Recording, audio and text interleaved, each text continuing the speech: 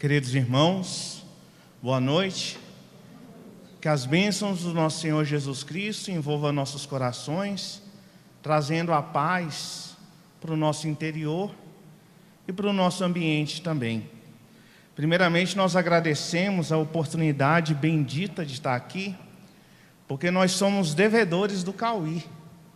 Nós, enquanto Fraternidade Espírita, o Bom Samaritano, e eu, enquanto pessoa. Nosso primeiro fogão foi o Cauí que deu. Ele atendeu a gente lá no Lar dos Velhinhos e perguntou se a gente já fazia sopa. Aí eu falei que a gente fazia, que a sopa era feita na casa da minha mãe e que a gente levava para as ruas. Ele, não, essa sopa aí não está boa não. Sopa tem que ser feita no centro. E eu tenho um fogão ali para vocês. E nosso primeiro fogão foi ele que nos doou. Mais tarde, nossa instituição sofreu um embargo. A construção dela sofreu um embargo. E ele já era deputado, ele conseguiu, não que a gente continuasse a obra, mas pelo menos que tirasse o embargo e a gente pudesse ocupar a nossa instituição. E anos depois, eu sofri um acidente de carro e fraturei umas vértebras, precisamente 3 vértebras. E não podia fazer cirurgia, porque o pedaço que separou, que trincou, se mexesse nele, podia ter um rompimento de alguma coisa, então optou por não fazer a cirurgia. E aí a gente encontrou com o Cauê novamente e eu estava arrastando a perna, andando com dificuldade, e ele falou, o que foi? Eu falei, não, foi a coluna. Ele falou, não, vamos fazer um tratamento. E realmente, eu estava de costas, eu não vi o tratamento que ele fez, mas foi uma coisa magnética tão violenta que eu passei anos sem ter problema na coluna. E aí, depois que o Cauê desencarnou, eu tive problema na coluna e aí entendi que era karma, porque já não tinha mais seu Jorge Cauê para dar jeito na minha coluna. Então nós, dessa forma, consideramos devedores dessa casa e desse grande trabalhador, desse grande baluarte do Espiritismo no Distrito Federal. Meus irmãos, essa obra, Plenitude da Esperança, ela foi psicografada no ano 2000, pela médium Elza Cândida Ferreira, lá em São Bernardo do Campo. Esse livro, ele foi lançado inicialmente pela editora Panorama, só que alguns anos depois de lançar esse livro e alguns outros espíritas, a editora faliu, porque esse mercado do livro ele é muito duro, e aqueles que não têm realmente dinheiro para movimentar, para injetar, para renovar, eles acabam quebrando. Muitas e muitas casas espíritas acham assim, precisamos de um médium para lançar um livro, para a gente resolver os problemas financeiros da nossa instituição. Lê do engano, meus irmãos. Gastam um dinheirão para fazer um livro, e muito dificilmente você vai arrecadar dinheiro com a venda daquele livro, para poder, pelo menos, reeditá-lo mais para frente. Feito isso, quase 20 anos depois do livro ter vindo, nós, da Fraternidade Espírita, fomos atrás dos direitos autorais e conseguimos relançar essa obra que, mesmo escrita há quase 20 anos atrás, tem assuntos de grande relevância e assuntos atualíssimos. E nós vamos dar uma passadinha por essas temáticas que são abordadas. E, responsavelmente, eu não trouxe o livro para que vocês pudessem apreciá-los, mas a capa é essa. Como está nosso mundo? Como está o período que vivemos? Se nós formos ver o noticiário agora, nós vamos nos deparar com as notícias de São Paulo, de Suzano, e com as notícias da Nova Zelândia. Todos os canais de comunicação, TV, rádio, internet, mobilizadas, trazendo essas notícias. Mas se a gente for olhar um pouquinho antes desse noticiário, basicamente o que nós vamos encontrar são questões de violência. Violência contra a mulher, o assassinato da vereadora Marielle no Rio de Janeiro e outras questões mais de violência. E nos leva a fazer a seguinte reflexão: nosso mundo está melhor ou nosso mundo está pior? Há quem diga que está pior, que as notícias que hoje nós encontramos, que apresentam os fatos da vida, retratam coisas muito piores do que antigamente. Há aqueles que vão dizer que o mundo está do mesmo jeito. E existem aqueles, e eu me coloco entre eles, que acreditam que o mundo está melhor. Há décadas atrás, Hiroshima foi dizimada pela radiação. Essa mesma radiação hoje cura milhares de pessoas todos os anos no tratamento da radioterapia. E aí nos leva ao seguinte questionamento: o mundo está realmente pior ou as notícias ruins atraem mais nossas atenções? Muitas vezes nós somos mais capazes de publicar uma cena de terror, um assassinato, um atropelamento, do que publicar uma mensagem positiva. Às vezes no seu grupo familiar você publica uma piada, publica um assaltante sendo linchado, mas você tem vergonha de publicar uma mensagem de Emmanuel, mesmo que uma frasezinha, para não ferir os outros pensamentos, o exercício dos outros credos, que ali possam estar naquele grupo. De maneira, meus irmãos, que para replicar as coisas que são ruins e que mostram o lado ruim do nosso mundo, nós não temos constrangimento.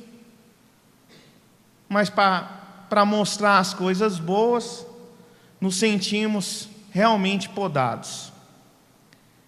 E aí, nós começamos a fazer uma reflexão em torno do título desse livro: Plenitude da Esperança. A esperança, por si só, é uma virtude que, junto da esperança e da caridade, da fé e da caridade,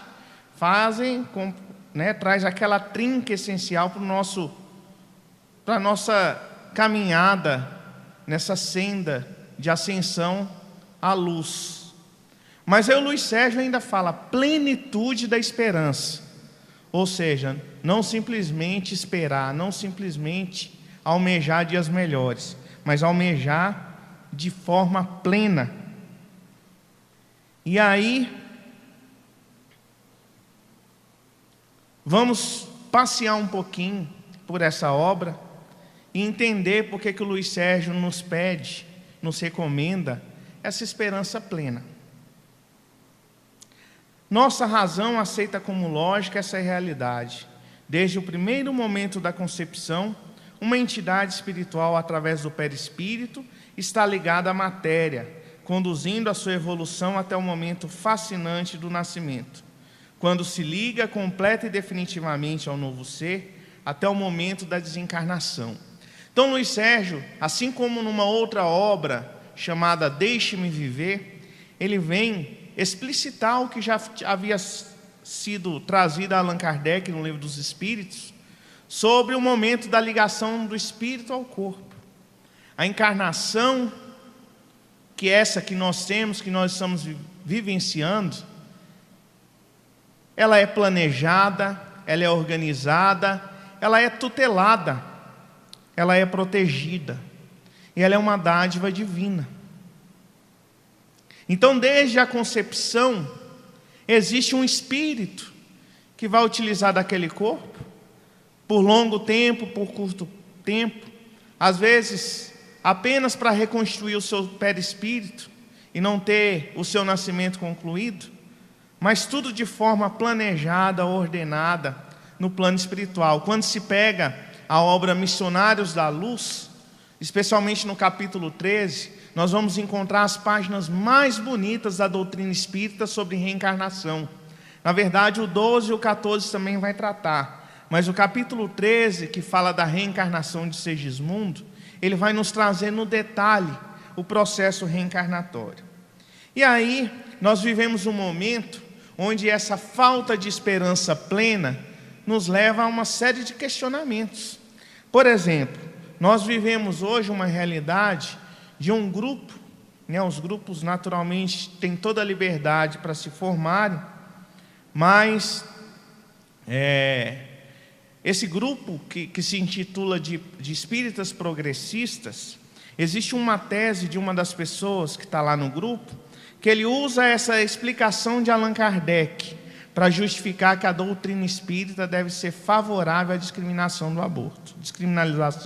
do aborto. E a parte que ele usa de Kardec, que ele fundamenta a tese dele, é essa: o grito que o recém-nascido solta anuncia que ela se conta no número dos vivos e dos servos de Deus.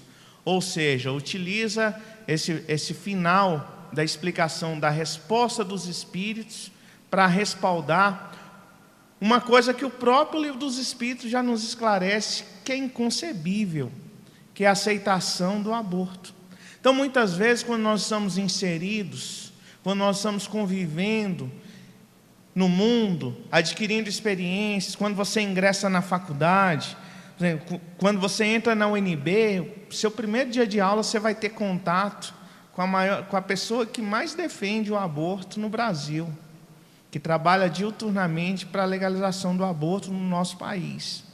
Então, o nosso jovem, a nossa criança, quando começa a viver a vida universitária, ele vai ter esse contato.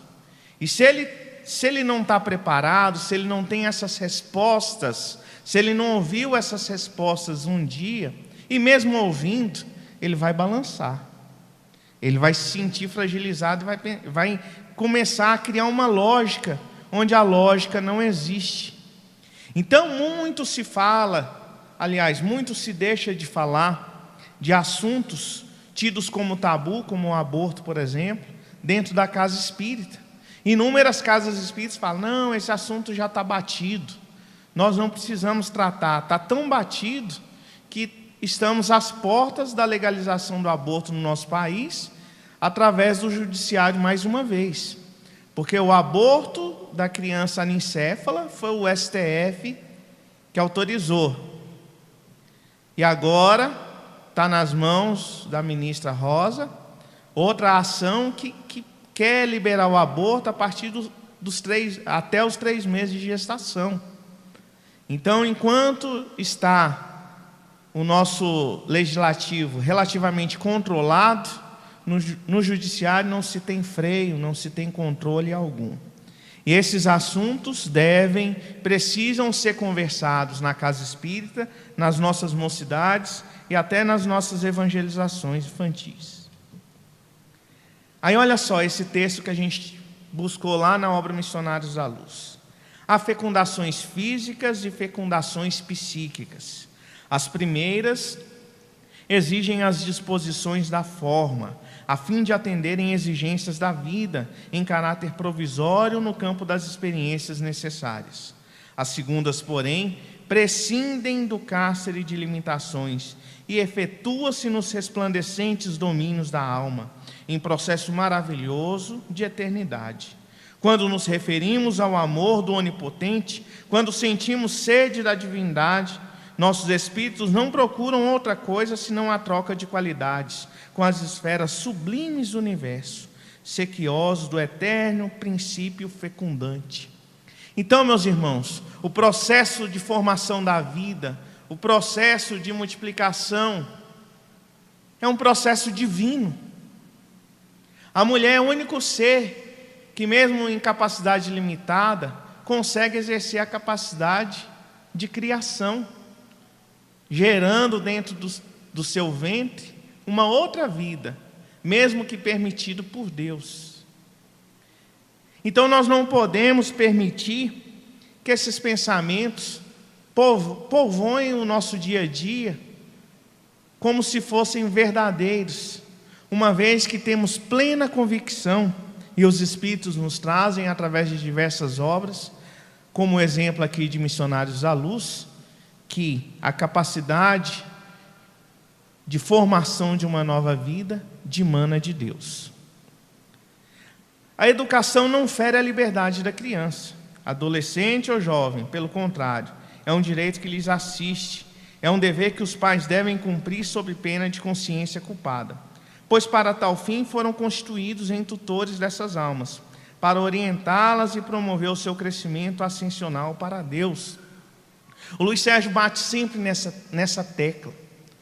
Muitas e muitas pessoas pensam assim: nossa, meu filho acorda cedo a semana inteira para ir para a escola, de tarde tem o inglês, tem o futebol, tem a música, tem o teatro. Chega no fim de semana, ele está tão cansado que eu não vou levar ele para a casa espírita, não. Deixar para quando o bichinho estiver maior, e aí ele escolhe uma religião e vai seguir. E aí vai adiando, vai adiando, vai adiando. Quando pensa que não, seu filho não sabe que é Deus, não sabe ter empatia pelo próximo, não sabe dar a vez, não sabe compartilhar, não sabe enxergar nada que não esteja além do umbigo dele, retirando, exigindo muitas vezes até dos próprios pais. Então, como Luiz Sérgio nos traz, como Emmanuel nos traz, a responsabilidade dos pais, ela é total, inclusive no encaminhamento à religião. Inclusive, meus irmãos, quem prepara o seu filho para desencarnar? Alguém aqui prepara? Mas deveríamos. Quantos jovens chegam no plano espiritual em situação complicada? Não sabiam que a vida continuaria? Não tinham conhecimento de que a vida continua após a morte, que essa vida aqui é passageira, muito rápida. Essa é uma realidade. E aí acontece, muitas vezes, até mesmo como aconteceu com o próprio Luiz Sérgio, num desastre de trânsito, desencarna, aos 23 anos de idade. Ele não teve uma vida onde ele pôde aprender os ensinamentos da doutrina espírita. A mãe era espírita de berço, o pai não era espírita e não aceitava que a mãe levasse os meninos para a casa espírita, porque ele acreditava que os meninos tinham que estudar, tinham que entrar na faculdade, fazer um bom curso e tinham que ter um bom emprego. Essa questão da religião era banal, não era essencial. E aí esse jovem desencarna, fica desesperado, porque viu que ele não morreu, e queria de todas as formas avisar a sua mãe que ele estava ali, que ele estava vivo, a ponto de uma médium, no seu enterro, no seu velório, chegar até a mãe do Luiz Sérgio, a dona Zilda, e falar: olha, é melhor nós fazermos uma oração, porque existe um espírito obsessor que está a todo momento atrás de você. E na verdade o espírito obsessor era o Luiz Sérgio, que não tinha conhecimento da sobrevivência da alma após a morte. Então, meus irmãos, por mais duro que possa ser, a nossa função é preparar nossos filhos para a vida, e não somente prepará-los para o mundo.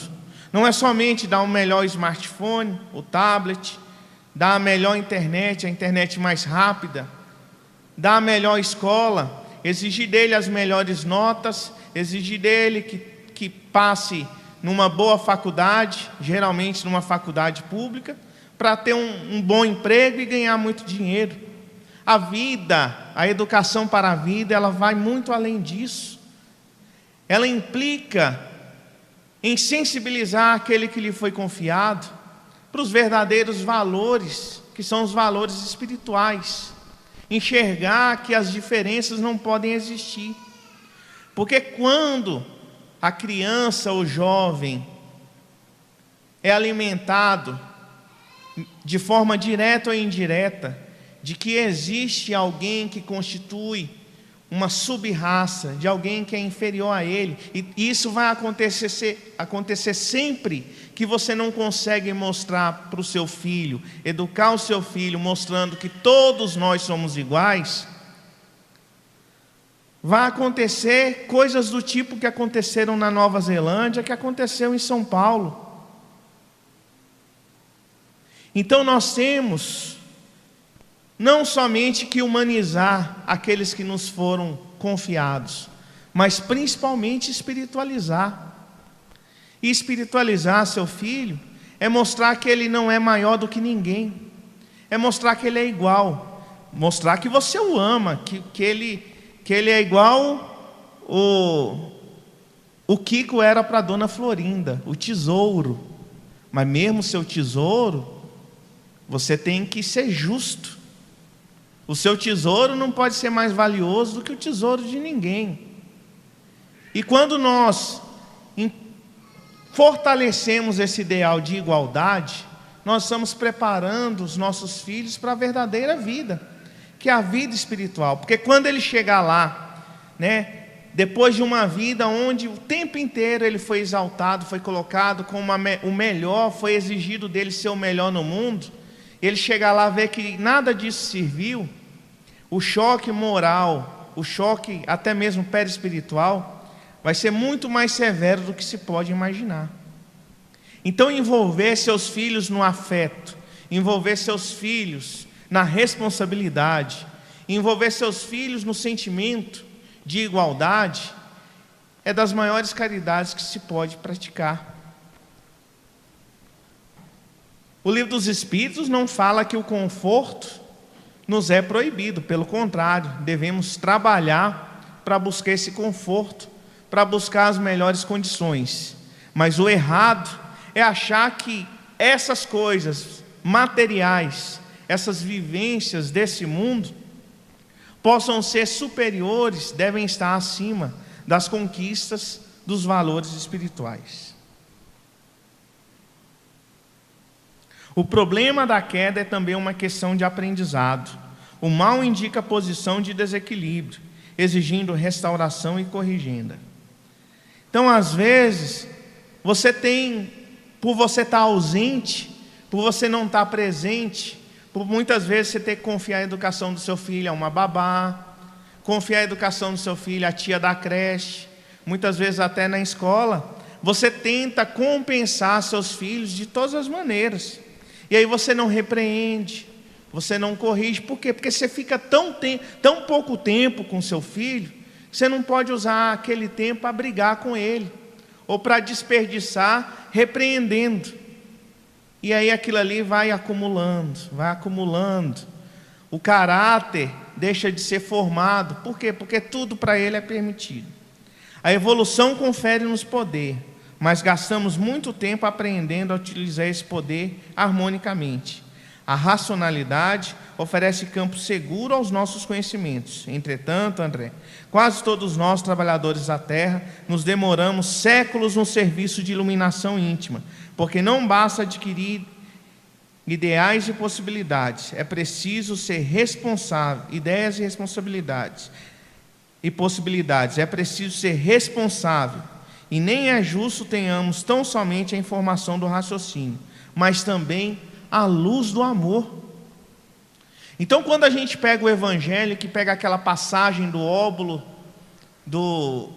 daquela senhora que sai com sua filha para assistir os necessitados, onde ela ensina a caridade, a gente vai entender que é isso que André Luiz está falando aqui, que Alexandre está falando para André Luiz, que nós temos que permitir, é legal isso, a busca do conhecimento intelectual, mas se nós não formarmos, não contribuirmos para a formação daqueles que nos foram confiados no campo da moralidade, vai ser uma existência vazia, vai ser uma existência quase que desperdiçada.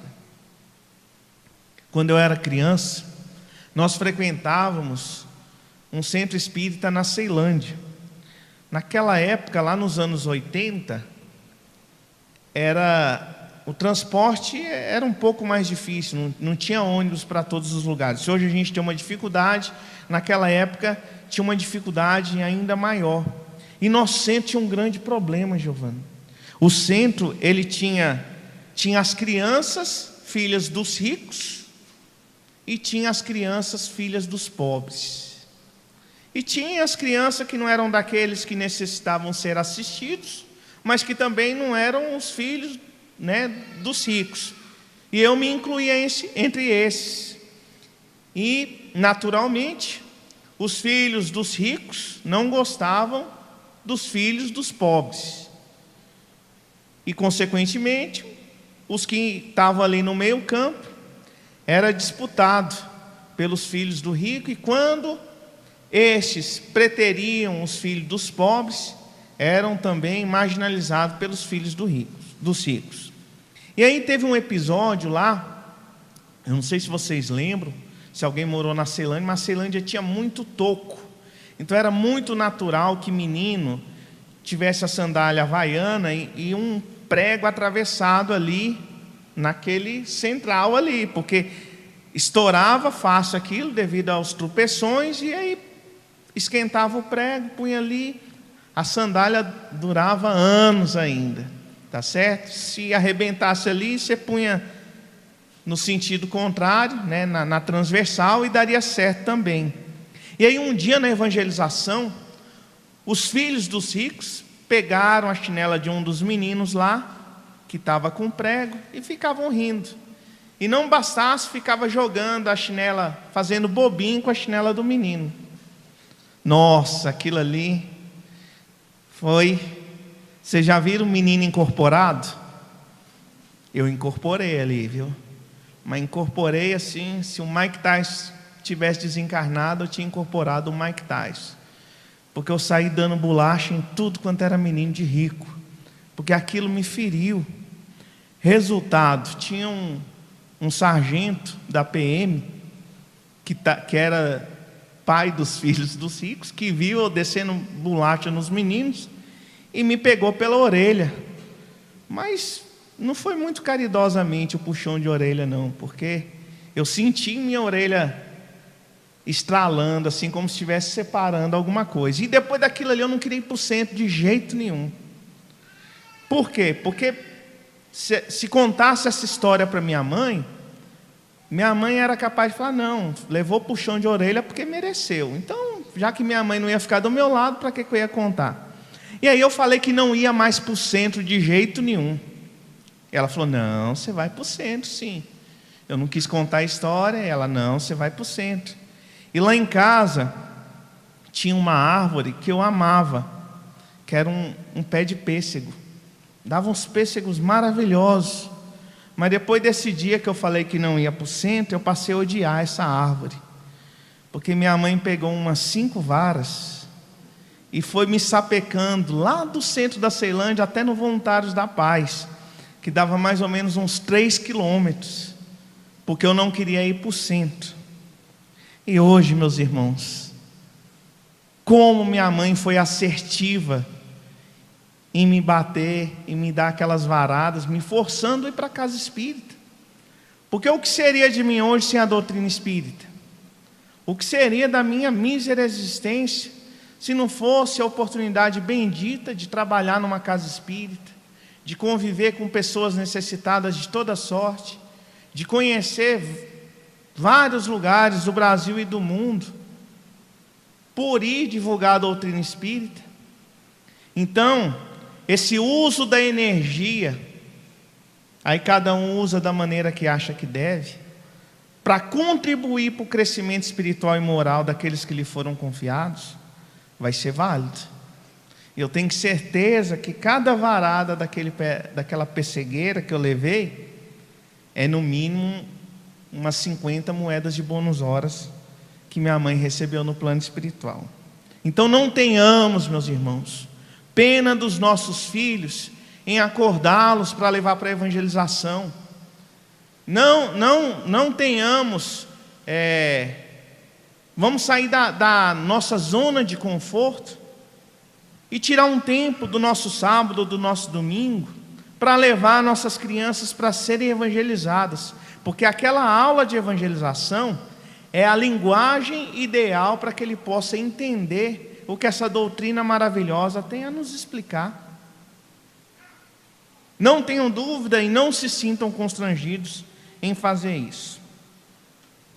No plano do Criador, toda ação deve ser construtiva, e a elevação do espírito, a perfeição poderá ser lenta, gradual, porém sempre progressiva em direção à luz suprema. O ser iluminado terá então adquirido todas as virtudes e feito a síntese de todos os conhecimentos. Aí está um grande dos entraves que nós encontramos, porque muitas e muitas vezes nós adentramos a casa espírita, e aí tudo que nos fala é o quê? Reforma íntima. Você tem que fazer uma análise, melhorar as coisas que estão erradas, fazer como Santo Agostinho fazia, que está lá no capítulo 17 do Evangelho, chegar ao final do dia, passar em revista suas ações e fazer a sua análise, identificar. Mas, meus irmãos, a reforma íntima ela é muito mais do que isso. Não é só identificar os seus erros, é também identificar as suas virtudes, as coisas certas que você fez. Não é só procurar os erros, é procurar os erros e identificar os acertos, porque os acertos precisam ser repetidos e os erros devem ser corrigidos. Então acaba que de repente o exercício da reforma íntima vai ser uma coisa prazerosa. Quando você chega ao fim do dia e você começa a ver as coisas erradas que você fez e começa a ver coisas que você fez acertadamente, você se sente feliz. Você já não vai se sentir mais a pior das criaturas. Você já não vai se achar mais o pior dos piores. Por quê? Porque você identificou algo de bom que você fez. Então essa reflexão, ela é salutar. Ela é motivadora. Hoje, nas disciplinas que tratam da convivência, das relações humanas, das relações entre empregado, entre líderes e liderados, a motivação ela é essencial. Identificar os pontos fortes, as qualidades, as conquistas, ela faz parte de um trabalho motivacional. Claro que se a gente chegar ao final do dia e só enxergar coisas boas que foram feitas, vai ter alguma coisa incompleta. Você vai estar vislumbrado somente com um aspecto, mas permear entre os dois ambientes, o ambiente dos acertos e o ambiente dos erros, ele é extremamente salutar e vai trazer um bom resultado disso. Os tarefeiros do bem recebem constantemente apoios, sustentação da espiritualidade de esferas superiores. Assim, nossas forças são refeitas de imediato, por efeito da prece e do contato mental com esses irmãos que nos amparam à distância, visto que por sua posição e condições sutis do perispírito, já não pode incursionar pelos vales purgatoriais, deixando essa tarefa para nós, que pretendemos palmilhar a estrada do amor fraterno, a fim de que, um dia, possamos atingir os patamares superiores que eles galgam por mérito pessoal. Muito mais do que imaginais, influem a tal ponto que de ordinário são os espíritos que vos dirigem. Então, meus irmãos, quando nós estamos encarnados, nós estamos constantemente amparados. Primeiro, antes mesmo de reencarnar, é designado um anjo da guarda para cada um de nós, um espírito protetor, que nos acompanha os primeiros anos da vida, quase que diuturnamente. Depois, vai nos encaminhando, vai nos soprando boas ideias, vai nos inspirando, embora na maioria das vezes nós não damos ouvido ao nosso anjo da guarda. Quantas e quantas vezes nós estamos diante de uma dualidade, e uma coisa certa e uma coisa que você tem dúvida, e lá no fundo uma voz fala: não, faz essa coisa aqui, que isso aqui vai dar certo.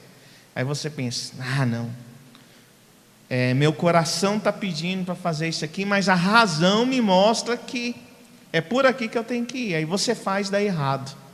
Aí você fala, nossa, mas eu ainda pensei, era o seu anjo da guarda, tentando te inspirar, tentando te encaminhar.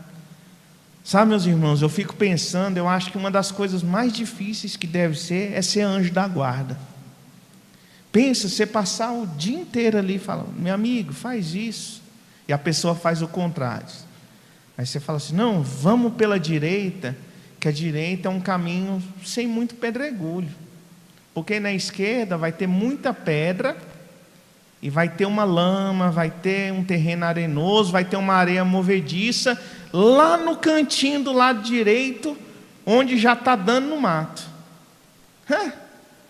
Aí o seu tutelado vai pela esquerda, trupica em todas as pedras, naquela areia movediça, que ninguém acertar ela, ele ainda vai lá para o rumo dela e cai na areia movediça. E o anjo da guarda ainda tem que te ajudar. Então, dependendo, por exemplo, eu acho que eu vou demorar milênios para ser anjo da guarda, porque na primeira que eu falava, meu amigo, vai por aqui, e ele fosse pelo outro lado, eu falava, peço demissão do meu posto de anjo da guarda. E acho que muitos iriam tomar essa providência também. Então nós temos que diariamente, meus irmãos, agradecer, pedir a Deus que fortaleça o nosso anjo da guarda, porque não é fácil não. Dá para tirar por nossa condição de pais. Quantos pais perdem a paciência com seus filhos, que são teimosos, que são curiosos, e o anjo da guarda tem quase que um sentimento paterno, materno, para o seu tutelado. Então nós temos que agradecer esses anjos que aceitam essa missão. Certamente tem aprovação de receber esses tutelados, mas que exerce o seu papel com muita dignidade e com muito amor. Talvez depois da maternidade, a forma mais fácil de se amar alguém seja sendo um anjo de guarda. O puro amor é força equilibrante do ser, seiva divina, transbordar generosa sobre o terreno enriquecido e fértil dos corações, que sabem sentir as sutilezas das realidades espirituais, que se enriquecem com as cariciosas blandícias do amor materno e paternal, fertilizado pela semente produtiva e bela da afeição sublimada. Essa aqui é uma explicação que o Dr. Bezerra de Menezes passa num grupo que o Luiz Sérgio estava convivendo. E o amor, meus irmãos, é a força mais impressionante que nós temos entre nós. Porque essa força, ela não é seleta, não. Não existe um grupo específico que pode amar e outros que estão fadados a nunca amarem. Todos nós podemos amar, mesmo imperfeitos, mesmo com muitos erros, com muitas limitações, nós podemos exercer a capacidade do amor.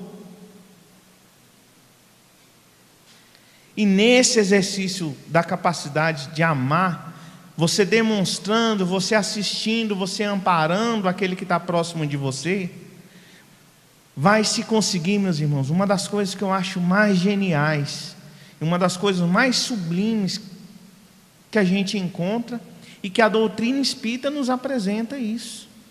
Porque antes da doutrina espírita, nossas opções eram meio limitadas.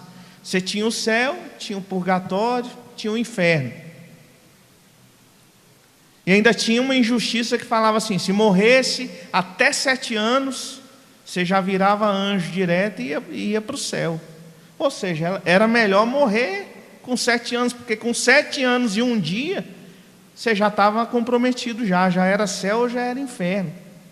Aí vem a doutrina espírita, mostra que nós somos espíritos eternos, que estamos em evolução, que estamos em aprendizado, que temos limitações morais, que nos condicionam a viver no mundo de provas e expiações, mas que mesmo assim nós podemos amar, e que o fruto desse amor, que o resultado desse amor, pode ser a felicidade de alguém. Ou seja, você não é feliz você é infeliz, você tem momentos, lampejos de felicidades, mas mesmo assim você pode ser a felicidade de alguém. Você pode ser a felicidade do seu filho, a felicidade dos seus pais. Você pode ser a felicidade daquela criança que vem semanalmente na evangelização e que às vezes durante a semana faz prece todos os dias para chegar o dia da evangelização logo, para te ver, para ver o evangelizador, para ver a tia, para ver o tio dela. Você pode ser aquela pessoa da casa espírita que transmite uma paz, que todo mundo chega, quer te cumprimentar, quer dar um abraço fraterno, quer dar uma palavra amiga. Por quê? Porque você conforta, aquela pessoa sente paz quando está junto de você, embora muitas vezes você não está em paz consigo próprio, mas você consegue proporcionar a paz a alguém. E olha só como é a bondade de Deus, de nos fornecer esse mecanismo.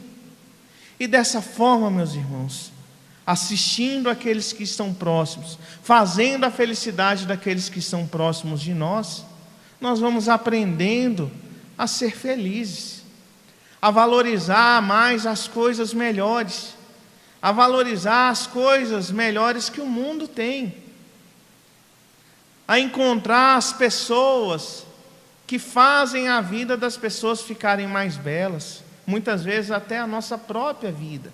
E essas pessoas estão aos montes por aí, essas pessoas estão aí aos milhares, talvez milhões, espalhadas por toda a terra, espalhadas por todos os cantos. Basta que tenhamos olhos de ver, basta que tenhamos a sensibilidade, a empatia de querer encontrar essas pessoas. Mas o mais importante disso tudo é encontrar essas pessoas, aprender com essas pessoas e passar a replicar o que essas pessoas nos ensinaram para outras pessoas. Na nossa vida nós temos sempre pelo menos duas escolhas. E sempre quando a gente escolhe servir ou fazer a felicidade de alguém, essa escolha vai ser sempre a melhor. Essa escolha vai ser sempre a escolha certa. Não tenhamos dúvida disso. Uma vez eu ouvi uma pessoa falando que hoje em dia os pais não são pais, as mães não são mães, mas que tem hora que o pai é pai, que a mãe é mãe. E essa hora é assim, quando vai lá na fruteira, tem o pai, tem a mãe e tem 2 filhos. E aí lá na fruteira tem 2 bananas, e ele vai pegar aquela banana e pensa, não, vou deixar as bananas para as crianças. Ali é como se assinasse um atestado de que ele está sendo verdadeiramente pai ou verdadeira mãe. Ou seja, quando você começa a pensar naqueles que estão numa situação mais frágil que a sua, porque é assim que os pais devem entender seus filhos, que estão numa situação de maior fragilidade, e que você, na condição de pai e de mãe, deve protegê-lo, deve encaminhá-lo, deve educá-lo. Dessa forma, meus irmãos, nós entendemos perfeitamente quando o Luiz Sérgio nos traz essa obra, então, e intitula ela de Plenitude da Esperança. Esperar plenamente, ter a plena esperança, é acima de tudo acreditar que dias melhores virão para você, mas que principalmente você pode fazer o dia melhor de qualquer pessoa que esteja próximo de você, sendo um familiar, sendo um amigo, sendo um trabalhador da casa espírita, sendo um assistido na casa espírita.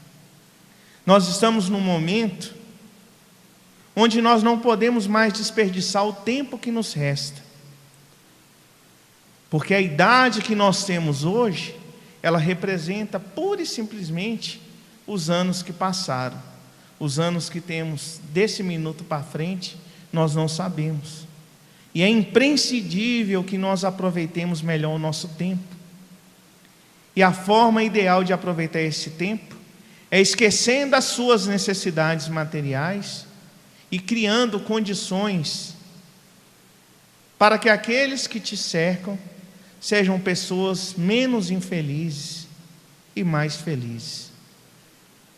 Que as bênçãos de nosso Senhor Jesus Cristo permaneçam em nossos corações, hoje e sempre. Muito obrigado.